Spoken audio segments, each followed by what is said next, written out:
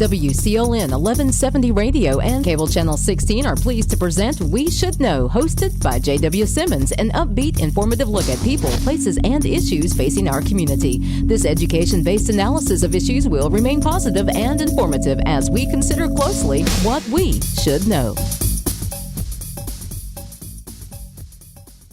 With us today. My name is J.W. Simmons. I'm your host. Our guest today is Rick Sauer. Rick is the Director of Emergency Management here in Sampson County.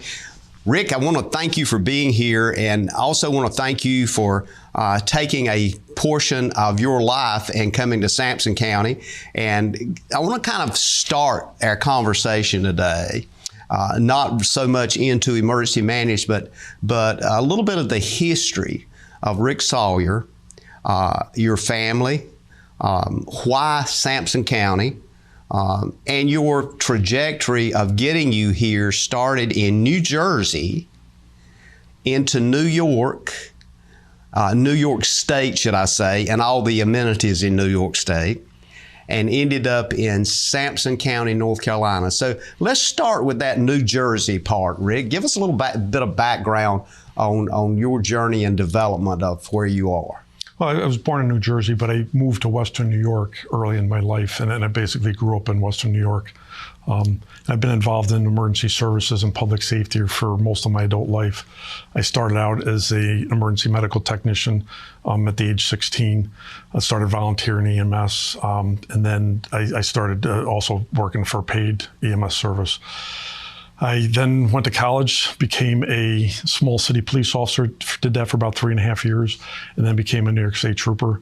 And I retired from law enforcement after 32 years. So my last 10 years in law enforcement was involved in emergency management and counterterrorism. And that's how I got involved in the emergency management field.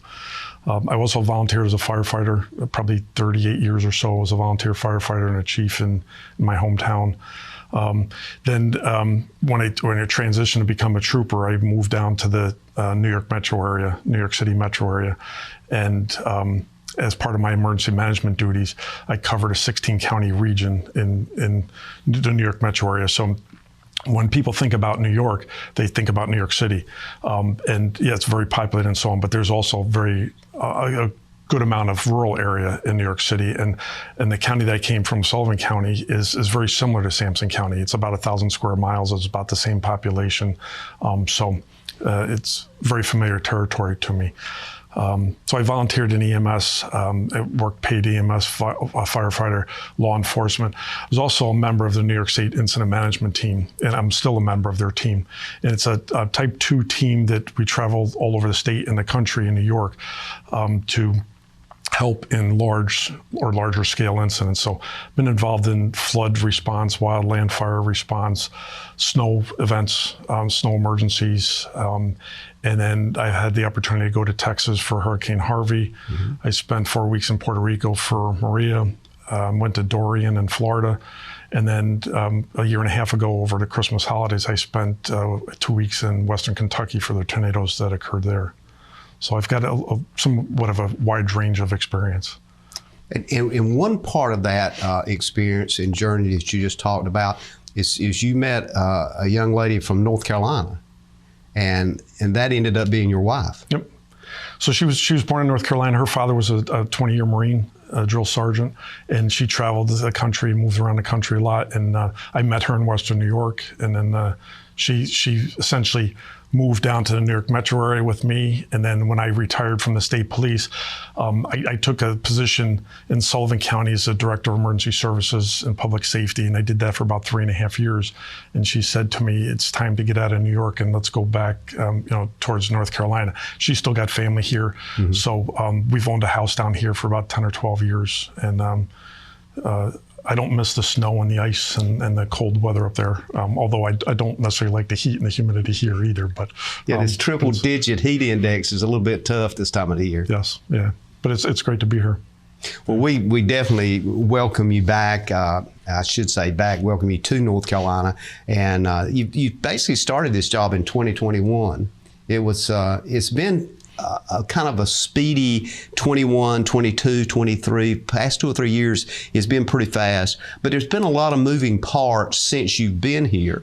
And what I wanted to do was try to give folks an understanding of your background and how fortunate we are to have somebody that has got the experience you've got to help apply it to what appears to be almost a continuous disaster situation in eastern North Carolina with tornadoes, with hurricanes. Now we're dealing with the heat situation, which a lot of the media reports is saying this is going to intensify.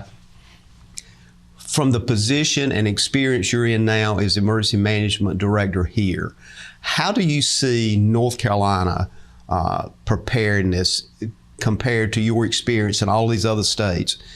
Are we in a pretty good place preparedness-wise, or do you see things that we need to do locally to improve that? No, I think North Carolina and Sampson County is in a real good place. You can never predict anything. You can never be 100% sure. And I feel there's always room for improvement, and we always want to try to improve. One thing I saw when I first came here was there's a big concentration and a big focus on hurricanes from July to November timeframe. And I want to try to get out of that mindset because you just never know what's going to happen. 2-3 weeks ago in Kinston, there was a tornado that blew through. That could have been Sampson County. We could have a hazardous materials incident, a train derailment, or a truck that overturns on I-40. We could have a heat wave you mentioned and that kind of thing. So yes, we can focus on hurricanes, and we know that's our sort of bread and butter. When you look at Florence, you look at Matthew and how devastating that was. But I also want us to be prepared. And the good thing about hurricanes is you've got a 5-day notice that it's coming, but with a tornado, with other incidents of hazardous materials or something like that, you don't know. So our focus is always to try to be ready and try to improve and be ready at a moment's notice. When I think about your background and look at the kinds of things you've been, like you pointed out, you've been in Texas, Puerto Rico, several other places and actually been there to help the recovery part of disaster relief.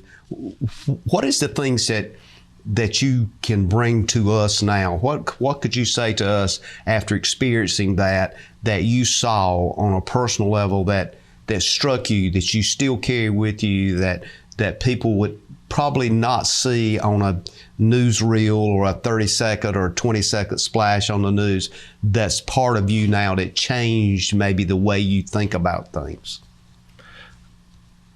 I think you always learn something, and my motto is when you stop learning, it's time to hang up your hat and retire. So you can be learning good things, you can be learning bad things, and there's always those lessons learned. So I'll just take an example. I grew up in Western New York. Last winter, there was a snowstorm in Buffalo where I believe 47 people died in that. And that was sub-zero temperatures, high winds, winds as forceful as a hurricane. And then feet of snow. So, many people measure snow by inches. In Buffalo, New York, you measure it by feet. So I read that after action report and tried to see some of the lessons learned there as to how it may apply here or wherever else I go. And some of the things that were in there was public notification and being able to notify the public, and then also reaching out to the people that may not be able to defend for themselves. So many of the people that died in that particular incident were low-income people. And in emergency preparedness, we tell people, and this started after Katrina in Louisiana, to be prepared for 3 to 5 days. And now we say 5 to 7 days to make sure you have water, food, medication, baby food, diapers, pet food, whatever your circumstances are at home, be prepared because we may not be able to get you. And many people probably remember those images in Katrina where there's people sitting on the rooftops waiting to get plucked off by a helicopter. What happened in Buffalo was people don't even know where they're getting money to buy their food the next day, let alone 5 to 7 days out. And some people literally died walking to the store, trying to go to the grocery store to get food. So that citizen preparedness thing, I think, is something that we can try to always focus on and get that public information out to them. Is it good for folks to have that mental picture and almost imagine what would I do if kind of thing and fill in the blank on that if I were flooded in, if I couldn't get to a store? would that help answer the question of preparedness? Do I have water? Do I have, some kind of radio to pick up a communication of what's going on around me? Does that help, or does that hinder because you don't want to create hysteria? That seems like to be a line there. There's a very fine line, and it's, as emergency managers, that's a very difficult decision. When do we make that notification to evacuate? For instance, a hurricane's coming. So we had Hurricane Ian last hurricane season, and we have what we call a control group in the county. It's made up of the county manager, many department heads, and so on. And we met of a group of 8 or 10 people, and we started looking at decision making. Do we open some shelters? Do we start recommended evacuations? And ultimately, we decided not to, based on the forecast of where the storm was coming and the rain and so on. We rely heavily on the National Weather Service and other media to predict what's going to happen. Ultimately, we decided not to make recommendations to evacuate, and that turned out to be the right decision. But there's always that fine line in that decision making, and I don't want to necessarily do it myself. I want to bring a team together that's looking at different aspects. Transportation, if we open shelters, we have to staff those shelters, and you get the schools involved, because that's where many of our shelters are. So there's a whole big team that works together to try to make those decisions. And I think part of what I hear you saying is this idea of consensus building and trying to bring folks together to make somewhat of a unanimous decision based on all the facts that are available at that time. Absolutely. And this concurring or ongoing event, as you just pointed out, may change dramatically in a matter of minutes or hours. So that decision may or may not be valid an hour from now and folks have to understand that. Yeah, I mean, you can just listen to any newscast of a hurricane approaching the eastern coast, and you look at that funnel, where's it going to go, and it shifts, the wind shifts a little bit and so on, and that we pay attention to that all the time to see where it's going to go. We're going to take a quick break, and we'll come back, and I want to continue the conversation about Rick Sauer and also a conversation about the impact of disasters in our area. Ladies and gentlemen, we'll be back in a moment. Stay tuned. We Should Know is on the air. Call a friend. Providing fewer commutes, more backyard offices, and crystal clear meetings. Providing less, you froze up, and more presence in your presentations. Providing a better internet experience. Providing possible. You don't have to move to have the home of the future. Star Communications is now offering all-in-one security and home control systems from Honeywell. Control lights, thermostat, locks, and your alarm all from one touchscreen or a tablet or smartphone. With Total Connect, you control your security system, home automation functions, and view live security video on your phone from anywhere. Sign up before August 31st and receive free basic installation, a savings of over $100. This is a limited time offer, so call now. Most aging adults want to stay in their homes as long as possible. And as your loved ones get older, you want to support them, even when you can't be there.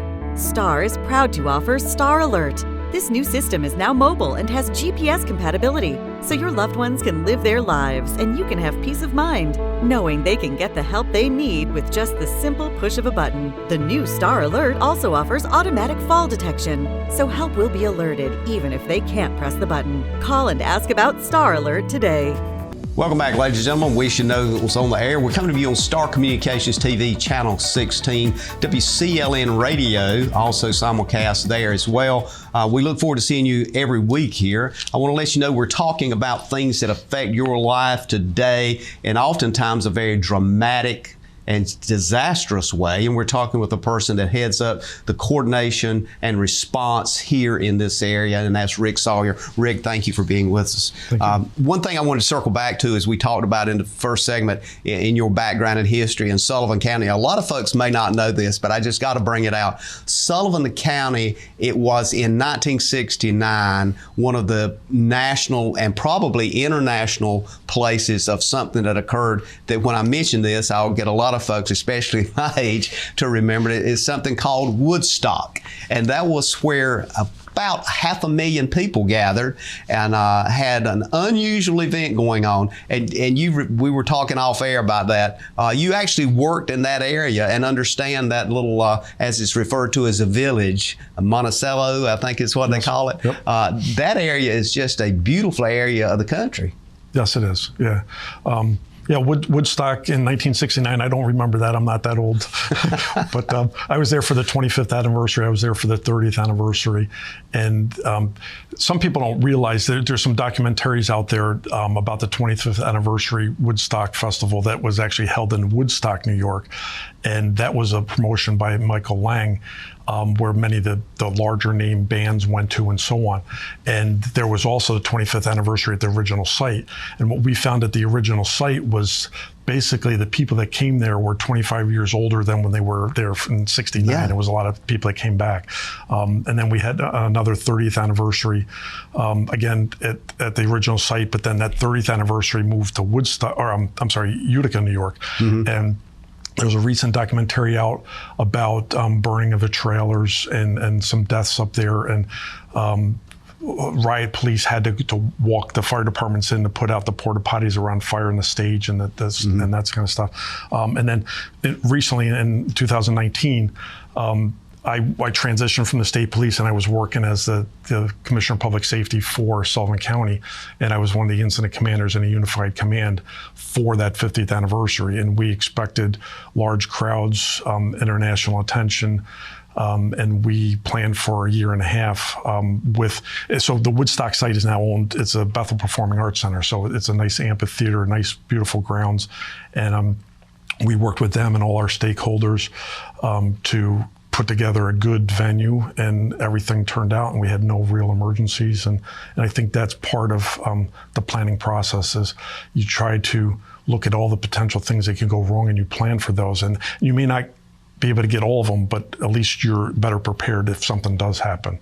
And you look at the society today with terrorism and people leaving suspicious packages and active shooters and so on.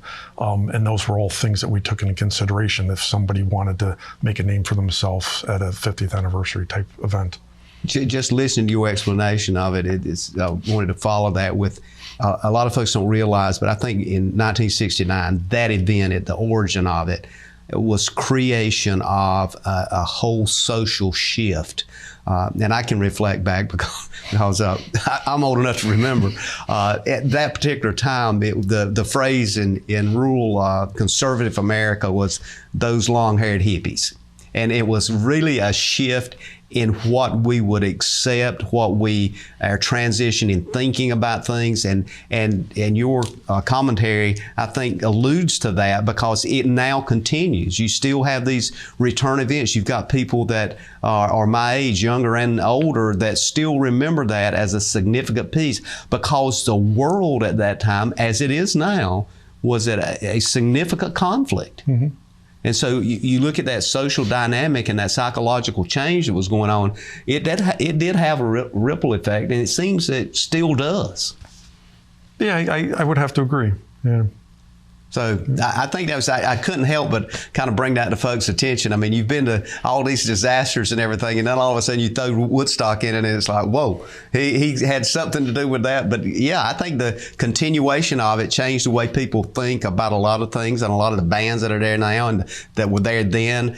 You still hear those kinds of music and some of the phraseology that was, and I won't get into that, the phraseology that was there at that time. So let's kind of move into the era that we are now and look at where we're going. We just alluded a while ago to the whole heat situation. When we define disaster and you look at disaster relief, is the dynamic with heat and heat-related incidents, how does that cause you as the coordinator of making sure we're ready and preparedness, as well as looking at how do we respond to it? How is that changing the picture? Because we've heard a lot about heat and increased heat. In fact, just over the past few weeks, it's been the main weather stay, heat indexes and these kinds of things. are we overhyping this, or is it something we need to really focus on? And what is your perspective from that position? I read something this morning that heat is the #1 killer of people in natural disasters, and they sort of look at the heat index and the heat as a natural disaster, and it appears that the temperatures continue to climb. I read an article last night about the state of Arizona and how hot it's out there, and that people, when they're falling on the ground, are getting burned. So 1/3 of the people in Arizona that are in burn units right now are a result of burns, surface burns from the pavement. So the surface of pavement can be 120 degrees, 140, 160 degrees. Some are saying maybe potentially 180 degrees. And when you look at the boiling temperature of water of 232 degrees, they fall down. And if they're unconscious, people are passing out. Hydration is a huge thing. You need to stay hydrated, both with your water and sports drinks and so on. So I think it's something that we need to pay attention to just now and into the future.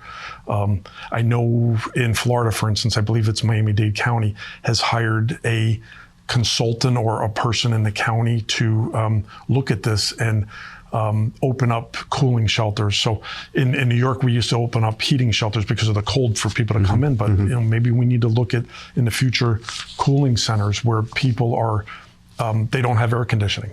And then you look at some of the power outages that have occurred across the country, and Houston comes to mind.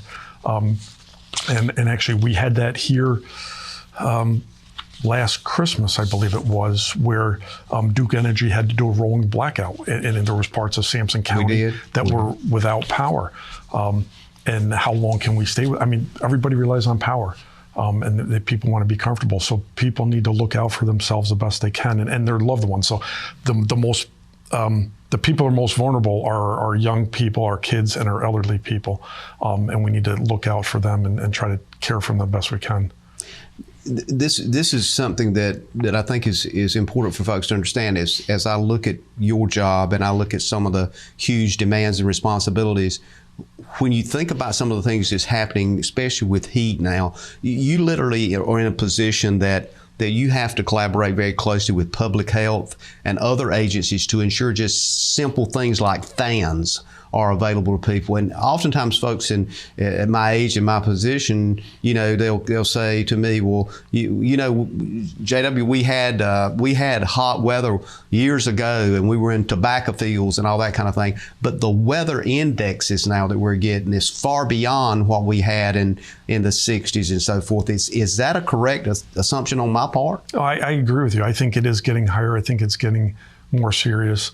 And as you know, Sampson County is a big agriculture county, and we have a lot of people in the fields. And I know in North Carolina, the state, in the cooperative extension and the ag groups are making people aware of this and hopefully caring for them. Sometimes you see them out in the fields maybe earlier in the morning, and then they're in the heat of the day, maybe they're taking a break. But I don't see it getting any better. So we may have to try to adapt to some of the things that we do. One of the things that I want to kind of take that thread, that being an ag county, and indeed it is, one of the things we have here is a bilingual population. And I know you know this, and a lot of folks out there know it that listens to this show, but this huge population of folks that we got that are ag workers, that are Latino people, and they work desperately hard in the fields and all those kinds of things.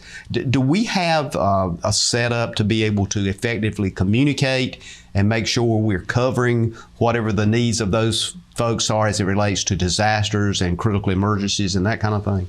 We have met with some people at the state level and some local, and unfortunately, I can't remember the gentleman's name who was our liaison with that community here in Sampson County, recently passed away maybe last year. So we've tried and he was a good conduit to get that information out that we needed. We've worked with the cooperative extension here and people in Raleigh, and we've had some Zoom calls and so on to make sure that when we need to get that word out, if there's a need to evacuate, if there's a need to relocate people, that we can get that word out. And they have their own social media avenues and so on. And I'm not a social media person, so we have a public information officer at the county level that can tweet and get that information out, and Facebook and Snapchat and those other avenues. Not many people listen or read the newspaper anymore, for instance, and so on. So we need to continually change, and societies wants instant gratification sometimes, and they need instant notification. So we are looking at other avenues to try to get that information out to them as soon as we can.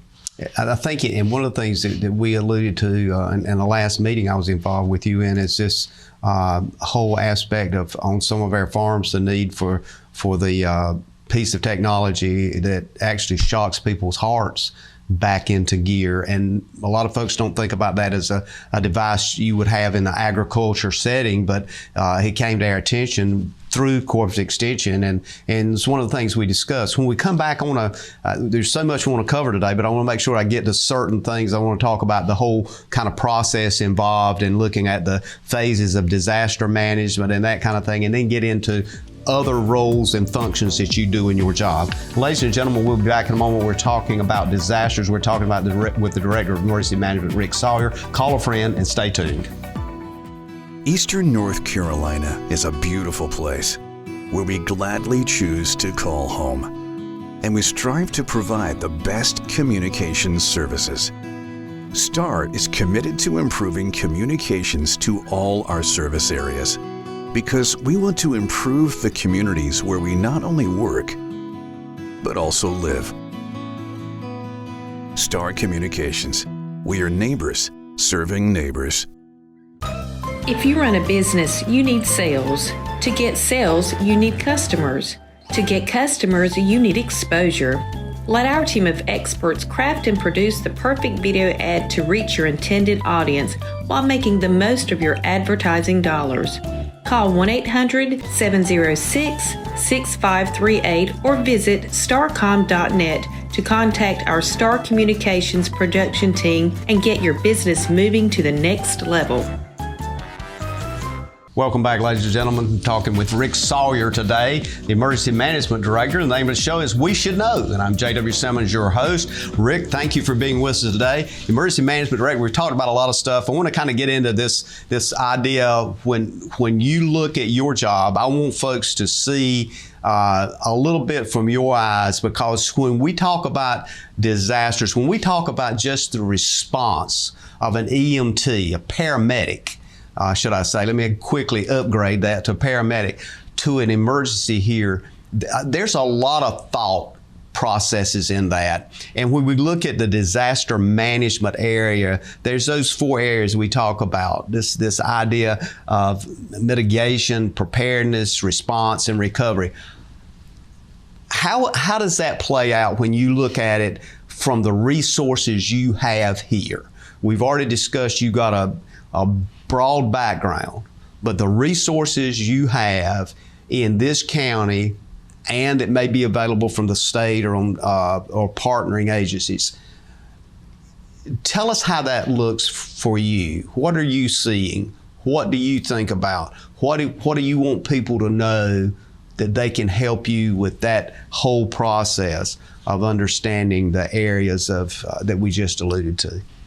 Well, I consider it my core staff, and it's about 10 or 12 people that all of us have different job duties during the day. But when the bell rings, when an emergency occurs, we take care of that emergency. So, I could have a whole day planned out of things to do, but if something happens, then we gather and we focus. So they have additional training. Not only, I'll use the fire marshal, for example. They go out and inspect the buildings and make sure buildings are safe for fire code. But if something happens, we come together, we make decisions, and everybody's got their own little expertise, and they have input into maybe what we need to do or come up with some ideas and how we can mitigate a certain situation, and then we go to work. And that's for the smaller things. So I mentioned to you off air, yesterday we had a report of a 2-year-old and a 4-year-old missing. Mm-hmm. And my fire marshals jumped up and they went out to assist the sheriff's department to go try to find these kids. And they mentioned as they're walking down the hall, we're going out. And I said, I'll be right behind you. They called about 20 minutes later, and luckily we found those kids. And then it was back to our daily duty. So we are ready to respond 24/7. And if it gets something where it's going to be bigger and we need more help, every county employee, when they sign on to work in Sampson County, agrees to be part of the disaster response. So, based on their skill set, based on where they live, and so on. So they may be staffing a shelter. They may be doing damage assessment. They may be coming to the EOC to help my staff and increase our capabilities in the EOC. So everybody sort of has a job, and we're revisiting that right now to make sure that there's equity and people are in where they can best help the county function. So. When I think about the mitigation and preparedness portions of that being ready, one of the things that seems to be not only relevant, but we hear a lot about today in the disaster situation, particularly if you're looking at housing people. And of course, a lot of times in hurricanes, we not only house people that need housing here, but it's folks that's being transitioned from the coast simply because of where we're located. I want to toss this up just for communication with folks so they'll understand that you've looked at a lot of these things. And one of those things that people talk about is the behavioral health piece, literally the mental health aspect of folks that may already be in treatment dealing with a mental health situation. Now they find themselves in a shelter and the safety issue comes up. Talk about that a bit and how you look at that from a preparedness point of view. I think the mental health concerns in this country have been brought to the forefront in many different avenues. And even in emergency services, we have mental health issues, and some of our people see the worst of society. Our paramedic could go out to a shooting today. I read the news this morning in Durham. There was 4 shootings in Durham alone yesterday, and that affects law enforcement, EMS, fire service, and so on. But in a general or a wider perspective, mental health affects everybody. So if somebody is forced or highly recommended to leave their house to evacuate for something, they're leaving behind a lot of things. And we ask them to go to a shelter. Sometimes it affects people in different ways. So not only do we have people just making sure they're okay in a shelter. We have food cafeteria staff that are feeding people. We have mental health counselors there. We have a nurse there that if there's a medical problem, they can do the assessment. And if they think that person needs to go to the hospital, they can call EMS. And there's all kinds of different team members that are brought together to work in a shelter, for instance. One of the things oftentimes comes up in these kind of crisis situations, and that's always struck me, particularly as, sometimes I end up in the command center and just listening to what's going on. It is folks that are not prepared to leave their home, or they're not prepared to leave their business, even to the point of their own physical detriment. That becomes a huge issue, and it falls into that mental health preparedness piece. It's their castle. It's their home. That's what they're comfortable with. And if, depending on their mental health state and past experiences, and they may or may not want to go. And we've had cases in this county that I'm told that people haven't wanted to leave their house, and we highly recommend it. We explain to them the possibilities of what could happen, and ultimately it's going to be their decision whether they feel they need to evacuate or not. I'll give you an example, Hurricane Sandy in New York City. And I don't remember if it was Irene and Sandy, but there was 2 hurricanes back to back within 2 years. And the first hurricane, and it's not necessarily the winds, it's more flooding concerns in New York City. We made recommendations to evacuate certain zones in New York City, low-lying areas, and people came back to New York City and they said, well, that wasn't that bad. So the next storm that came was a year or 2 later. They said, well, the National Weather Service and Office of Emergency Management, they don't know what they're talking about. I'm going to stay in my home. And unfortunately, we had people drowned in their attic because the water started to come up on the first floor, so they moved to the second floor, and then the water started to come up on the second floor. They moved to their attic, and then they got trapped in their attic. So now FEMA and emergency preparedness tell people that if you stay in your home and you're looking to go to the attic, make sure you have a tool, an axe or a hammer or something like that, sledgehammer, to be able to pop a hole through your roof if you need to do that. So some people, people have to take responsibility for their own safety as well. I think there's a misconception there, and we saw it in Katrina, and we're trying to get the word out, is that it could be such a devastating disaster that it may take us 3 to 5 days or longer to get to you. And that's why we want them to try to be as prepared as they can. And I think I'm listening to you, and again, a lot of our listeners probably can reflect on hurricanes we've had here. And as you pointed out, the power is out.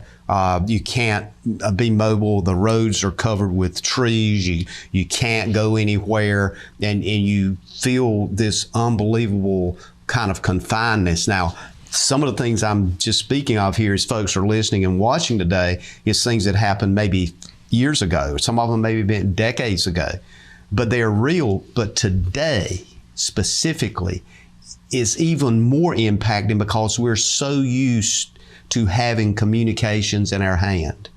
And Rick, what really concerns me is that that's going to be gone. In a major disaster, you're not going to be able to pick it up and text somebody or go to Facebook and wonder what happened on so-and-so road.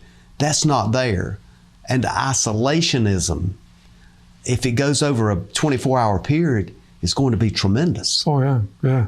And you're absolutely right. You have to be prepared that if you don't have power in your residence, how are you going to take care of yourself? Are you dependent on oxygen or other devices that care for your health? We have to look at all that and make people aware and be able to make some decisions for themselves. And it may be one of those things that, and I know you've seen this is in a lot of the disasters you've been to, it's such a broad range area that not only is it your area, your county, your town, but it may be reaching a large swath of North Carolina, and there's nowhere else to go unless you can somehow figure out how to get out and get to an airport and fly to another part of the country. Well, and the beauty of the system that we have in this country, in the state, is that if we get hit with another Florence, for instance, and that was the most recent devastating event, that we can call for help, but that help is going to take time. So during Florence, we had 3 swift water teams from, actually all 3 of them were from California. I think Oakland, California and Sacramento, California, that came here to assist. But that's going to take time for them to mobilize and come across the country. So and that's why we say that 3 to 5 to 7 days to be able to take care of yourself before we can get people there to help you. And that is important. I think it's critically important to not only repeat, but repeat over and over again. That 3 to 5 days is you contained, mentally stable, physically, the needs you have to have, nutrition and other things are there, because that may take that long just to see that hand reaching for you to bring you out. And possibly without power and possibly without cell phone communication and so on. Yeah, absolutely. And I think that's where the mental shock is there's a lot of folks out there probably have not experienced that idea of no power, just simply no power. But then when you throw in the fact, I don't have my, quote, device with me, what do I do? Who do I ask? Who do I text?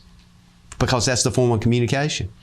And like you said, that's all preparedness of thinking, how are you going to take care of you and your family until we can get people there to help you and relocate. And there's more and more disasters occurring across the country every day. You read, wildfires out in Canada right now. There's wildfires across there and out in Western New York or Western United States. There's you never know. You never know what's going to happen. And I don't want to be that black cloud, but that's what I get paid for, is to think about these kind of disasters and how can we help people. Absolutely, and you live with that each and every day. We're going to take a break, and when we come back, I want to talk about some of the other things that folks may just not realize that the Director of Emergency Management has oversight with, and things that happen on a daily basis in your department, and also things that you want to encourage folks to participate in, to call and give their opinion and those kinds of things. Ladies and gentlemen, we'll be back in a moment.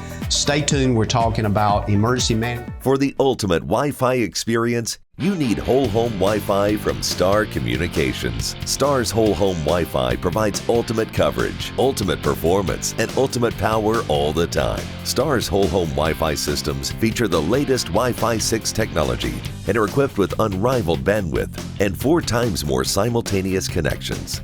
So you can connect tons of devices throughout your home with no lag and no downtime. Plus, with 24/7 support and remote troubleshooting, you can rest assured that Star is always there to help you should any issues arise. Star's Whole Home Wi-Fi also comes with the Command IQ mobile app, putting you in control of your home network and making it easy to set up and connect devices, run network speed tests, pause Wi-Fi, and set parental controls all from the palm of your hand. It's the ultimate Wi-Fi experience. Contact Star today to get started. Just because something may work doesn't mean it's right for your business. Ladies and gentlemen, welcome back. We're coming up on the last segment of the show today. My name is J.W. Simmons. The name of the show is We Should Know. We're talking about disaster and disaster relief today. I also wanted to let you know, please continue to send us your emails to weshouldknowedu@gmail.com. That's weshouldknowedu@gmail.com, or drop us a post office postcard or a letter to Post Office Box 1482, Clinton, North Carolina. I always look forward to reading or hearing your commentary or suggestions about shows. Today, it's really one of those shows that is a preparedness show, as well as dealing with a disaster situation that may be occurring, or simply if you have a personal situation that has occurred and you dial 911.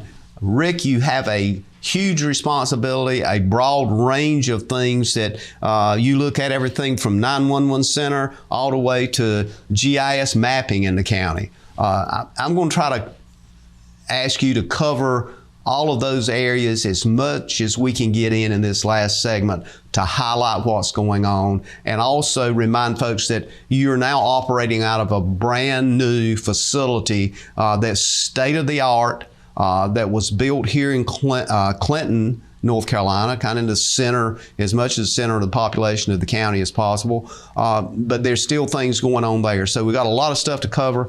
I'm going to shoot it over to you and let's roll with it. So emergency services is made up of basically 4 divisions. Our first one is our 911 center, and I like to call that our first responder, because they're taking those calls when people are having their worst day. So when they call 911, we answer, I want to say 55,000 emergency calls a year, 80,000 administrative calls for roughly 135,000 calls a year. A lot of calls, 24/7, 365, holidays, weekends, everything.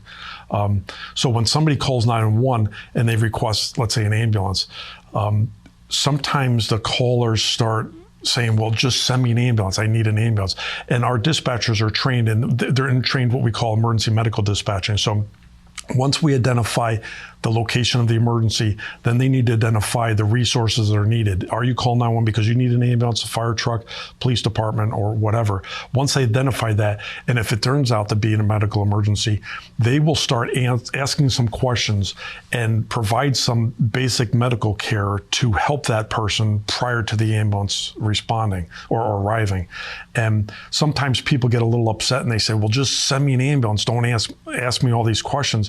And people don't realize that the ambulance is already on the way, because another dispatcher has seen what's going on, what we call the CAD, the computer-aided dispatching, and they look at the screen and they say, oh, they need an ambulance, and this is the problem that they're having. So whether they're bleeding or having a heart attack, and then they'll look and see what kind of response they need, and then they start the wheels in motion, essentially. So that's our first responders. Like I said, 24/7, 365, they're busy. And you mentioned our new facility. Our 911 center has not moved yet, but we're planning on moving next month. There's been some technical issues and more supply chain issues and we want to make sure it's right. We don't get a second chance with that. And we're working with a whole bunch of different vendors and our county staff to make sure that's a smooth transition. And nobody will realize that we're answering the phones in a different spot. Our second division is EMS, our emergency medical services. We have 7 paramedic trucks on the road every day, and then a supervisor and sometimes some what we call a quick response vehicle or a QRV, and they respond to any type of emergency that we have, and we're on pace to do probably 11,500 calls, maybe close to 12,000 calls this year alone, just in EMS. Again, they respond 24/7, 365. One thing that I think your viewers might be interested in knowing is that we have a hospital here right in Clinton, Sampson Regional Medical Center. there's probably half the patients that we deal with that we do not take to Sampson Regional.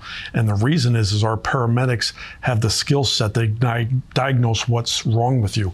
So if you've been involved in a car accident and you have traumatic injuries, they're going to send you to a level 1 or level 2 trauma center.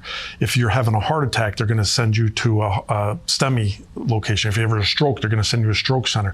So they can diagnose your issues and send you to the appropriate facility. And a lot of this stuff, a lot of the medications they have and the medical care that they can provide in the ER too. So we have what we call a golden hour, that especially in trauma patients, that we want to get you to a trauma center or a stroke center within that time frame. Our third division is the Fire Marshal's division, Fire Marshal's office. Like I mentioned earlier, they do all the fire investigations in the county. So if there's a fire, they'll go out and they'll assist the fire department in trying to determine the cause of the fire. And they do fire inspections in the county, in most of the county, to make sure the houses are safe, or not houses, but buildings, occupied buildings, commercial establishments, schools, office buildings, and stuff like that. And then our fourth division is emergency management. And when I came here, Mr. Causey and the commissioners asked me to do an assessment of the county and how we were structured in emergency services. And we really didn't have a full-time emergency manager. And that was my predecessor's responsibility and so on.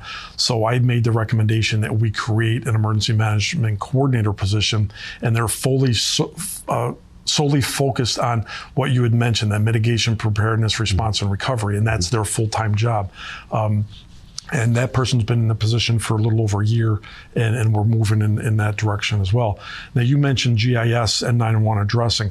That used to fall under me as of July 1st. That has been moved to the administrative side, so they report to Mr. Causey, but we work very closely with them. So anytime somebody's looking for an address or they're building a house, they have to go through our 911 addressing and GIS department.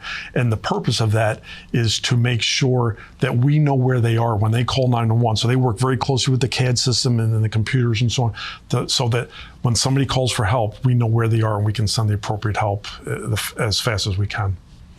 When I look at all these and circling back to the 911 center, and I'm so glad you mentioned this, is that oftentimes that vehicle is on the way. Folks that are on the other end of the line are screaming into the phone simply because whatever's happened to them, it obviously is not only traumatic, but it's just completely blown their mind, so to speak. And as they're talking to that dispatcher, as you said, the ambulance is on the way. The dispatcher is trying to get additional information to see if they need 1 or 2 vehicles, if they need law enforcement vehicle, if they need a fire truck out there, whatever they need, they're trying to get that to send additional vehicles. So folks, once they call, they basically know where they're calling from based on the technology we have today. Yes, and technology sometimes fails, so we want to make sure. So one of the first questions they ask, and it'll pop up on a screen where they're calling from, is tell us the location of your emergency, because if they get disconnected, at least we know where they were calling from,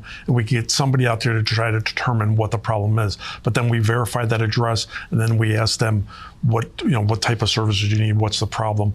And then, I mentioned the emergency medical dispatching. That dispatcher, that telecommunicator, may stay on the phone with them for the 20 minutes that it may take at any minutes to get to a distant outlying area of the county, and just help them go through the process. We'll even instruct them how to do CPR. And it's all choreographed in terms of asking the appropriate questions and giving the appropriate advice to the people that are there. So, doing compressions and getting them on a hard surface and so on. It could be stop the bleeding, could be delivering a baby, whatever the case may be. And a lot of the systems you talked about are people that are county employees, that are full-time employees. We also have, I think, at least one, emergency medical response unit that's volunteer, I think, out of Sutton Town, right? Yes, we had 6 units here, 6 EMS agencies in the county. And unfortunately, because of the lack of volunteerism in the county, or actually, it's just not just a county problem, it's a state problem, a nationwide problem. Volunteerism is dropping off, and those organizations were not able to sustain those responses. So we do have a volunteer EMS agency, and they do help us out the best they can. And again, it's teamwork. If our And I was listening last night to a call where we had a problem with a patient here in Clinton, and they needed the Clinton Fire Department to help with lift assist to get him into the ambulance. And then our paramedics realized that the injuries of that person were serious enough, and they drove him to Spivey's Corner. Spivey's Corner Fire Department came out and set up a landing zone, and then they flew him to a trauma center. So it's a team effort, it's coordination and working together with all our partners and first responders to try to keep people as safe as we can. I think what you just said is just so important. I want to kind of spot on that for a minute. We've got these volunteer fire departments, we've got the paid ambulance services, we've got the volunteer services, but they all collectively jump on board when that call goes out. The volunteer fire departments sometimes are the first people on the scene. Yes, in fact, I've had people to say to me a lot of times, we're glad they're there because they got there before anybody else did, and at least they had us located. They knew where we were, and they were communicating also via radio communications and that kind of thing. So I think from what I can hear you saying, we're in a good situation with the resources we have. You can always imagine new things to do, but it seems to me that we're headed in the right direction, and we continue to do this on a regular basis. You see it every day. And so some of the things we've talked about today have been in critical disasters, but you see these personal disasters on a regular basis. Every day. Like I said, we're going to probably hit close to 12,000 emergency ambulance calls. The amount of calls we get at our 911 center, the phone never stops ringing. And that's, I just want to give a shout out to roughly the 100 employees that we have in emergency services just under me, about the dedication and professionalism, the training that they do. I mean, they're working Christmas, they're working Thanksgiving, they're working Easter. Somebody has to be there to be able to respond. And then, like you mentioned, our volunteer EMS agencies, our volunteer fire departments, it takes a special person with dedication to the community to be able to fill those roles, and we're lucky to have them. Public service takes on, and especially in rural areas, we have to have these folks, and it's a lot of them for me as my neighbors, and I'm so proud to just say, look, these are people that I know no matter what happens, I can pick the phone up or I can mash a button and I can talk to them. I want to thank you for being with us today. Thank you for choosing Sampson County to continue your career in emergency services. We look forward to talking to you again. Ladies and gentlemen, thank you for being with us today, and we look forward to seeing you again next week right here, and may God bless.